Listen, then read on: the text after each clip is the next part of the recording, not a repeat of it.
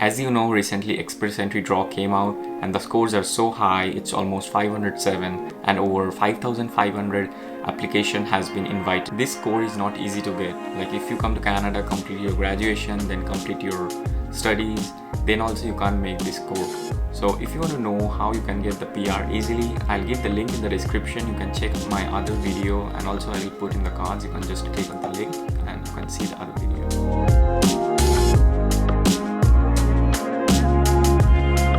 Hello everyone, welcome back to my channel. I am Joy. So today I'll talk about some of the good news that came out recently, and it's about Bill C-19. I think this will be very beneficial to all of you guys because after implementing this Bill C-19, PR will not be calculated under CRA points, it will be calculated under your occupation. So right now we have express entry, and in express entry we have three different programs. The first one is federal skilled worker. In this, only those people can apply who has their experience in their own field for 1 year. The second one is Canadian experience class. These are the people who are living in Canada for 1 year and has experience on their own program can only apply for this one. And the third one comes federal skilled trade workers. The people who are in trade jobs can only apply for this program. So basically who falls under these categories and has more than 507 score, they only invited for the PR. So this year government has shortened the categories. The one who has shortage of employees or shortage of worker will only be invited for this PR program. Government has passed this program last year, but it will be implemented this spring, which usually comes from March to May, but the exact date is not out yet. So let's see what are the categories gonna fall in this Bill C-19. So the first category which falls is under your occupation or your field job. As in Canada, shortage of employees are much more higher than other years. So if your field falls in the shortage list, then it will have great higher chances to fall in the targeted draws. Canada has shortened the list by analyzing the data of last years and other years also, which has the most shortage of employees will only be selected for this category.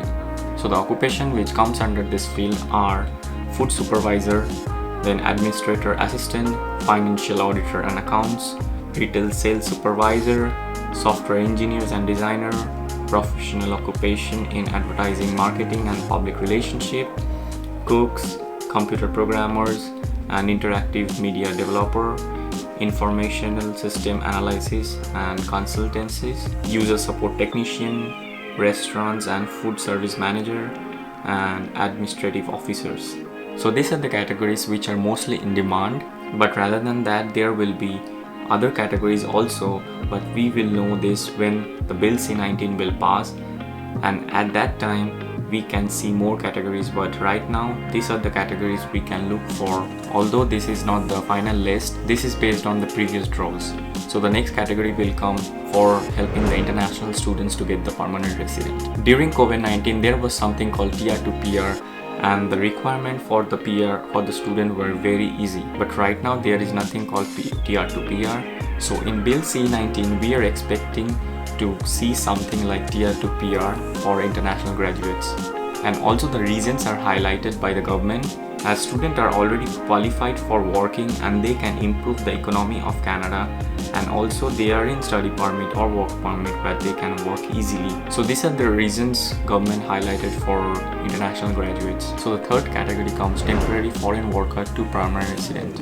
Just like the last one, international student get the chance for get the permanent resident, just like that temporary foreign workers are also helping to grow Canada's economy. That's the reason Canada wants to give them the chance to be a permanent resident over here. So the fourth one comes bilingual candidates. So in this category, the one who knows 2 languages in Canada will fall under this category. As you know, in Canada there are 2 languages. The main one is English and the other one is French. So if you know English and if you don't know French, then I'll say, so in my opinion, you should learn another language and you can be a special candidate and apply for the PR. So right now you understood that this is based under the different categories, and if you fall in the categories, then only you will be invited for the PR.